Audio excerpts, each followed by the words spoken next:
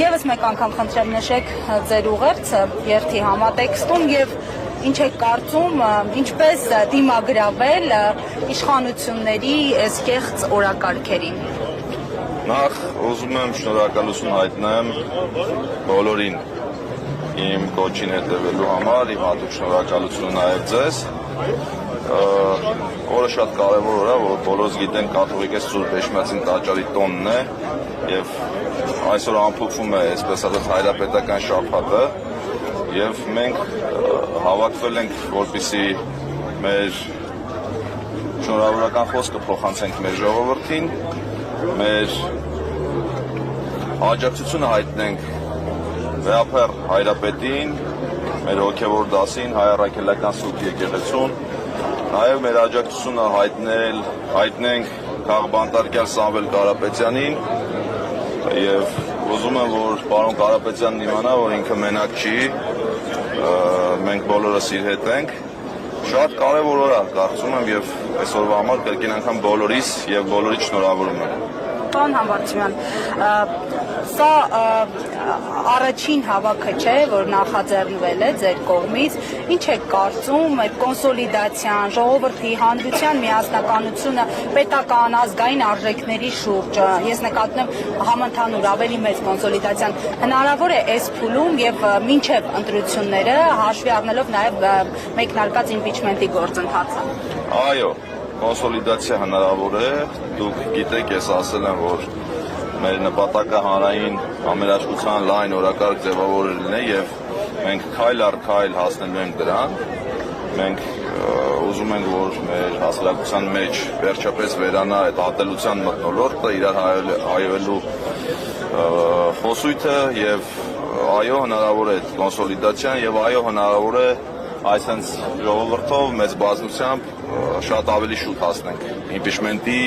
սկսված իմպիչմենտի վերջնական հաղթանակին։ Հաշվի առնելով ռեպրեսիաները, այս վերջին շրջանի, հատկապես նաև Սամվել Կարապետյանի կալանավորման փաստը, եւս մեկ անգամ ձեզ հարցնեմ, թեև մեկ անգամ արդեն հարցնել եմ, չեք վախենում թիրախավորվելուց, որ նաև այսպիսի ճակատագրից, որ ընդհանրեն աջակցության խոսքի համար կարող եք հայտնվել կալանավայրում։ Այսօր շատ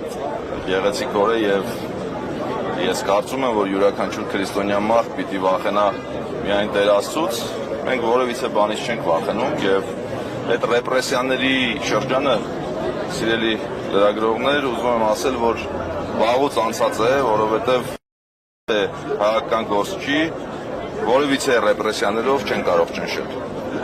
Աջակցություն եկեղեցու պայքարի արդյունքը կարող է տարել։ Ես այնպիսի մարդ եմ, որ յուրաքանչյուր պայքարի վերջում հաղթանակ եմ տեսնում եւ կարծում եմ պիտի պայքարը դրական արդյունք ունենա։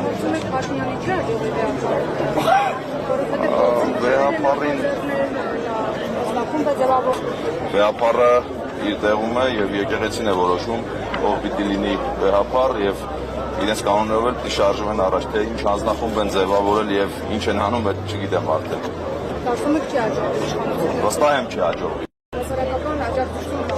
Իհարկե կա, չեք տեսնում։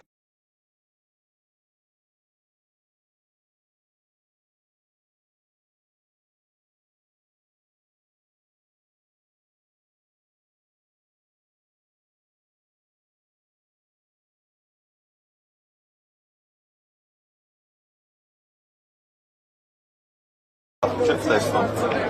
Ձեզ եւ էլի ասեմ, որ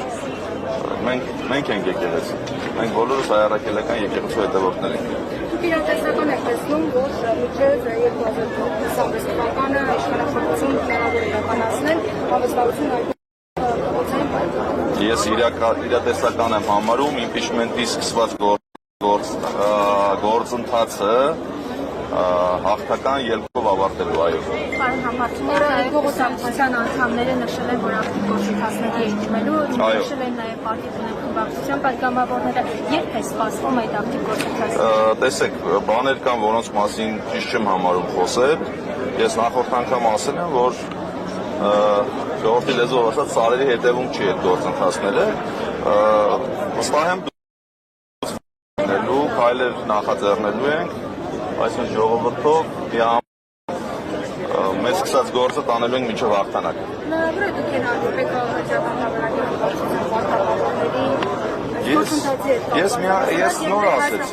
Ես նոր ասեցի, ես համերաշխության կողմնակից եմ եւ այն падգամավորները, ովքեր կուզեն մեզ հետ հանդիպել եւ ինչ որ հարցեր քննարկել, մեծ սիրով։ Ես որևէ խնդիր չեմ տեսնում։ Կարծում եք ԿՊ-ից կան մարդիկ, ովքեր իսկապես ուզում են Փաշինյանից հեռանան, պարզապես պատճառ է իրենց պետք եւ ճիշտ է գործընթացը ծավալելու դեպքում։ Որևէ բան չեմ կարող բացառել, բոլորը հետ պատրաստ են հանդիպել զրուցել։ Որպես վարչապետի տեխնասու ազգային ժողովը այցել եք պատրաստվում։ Եթե օրենքով սահմանված կարգով պիտի այցելեմ, որևէ խնդիր չեմ տեսնում, իհարկե այցելեմ։ Նախաձեռնություն։ Դե որոշակի գործընթացներ նաև դրամաբանորեն բանելու են դրան, երբ որ ժամանակը կա, իհարկե կայսի։ Ես խնդիր չեմ տեսնում։ Իհարկե, մեր падգամավորների հետ հանդիպում չունենանք, բայց սիրով։ Շնորհակալ։ Դե շնորհակալ։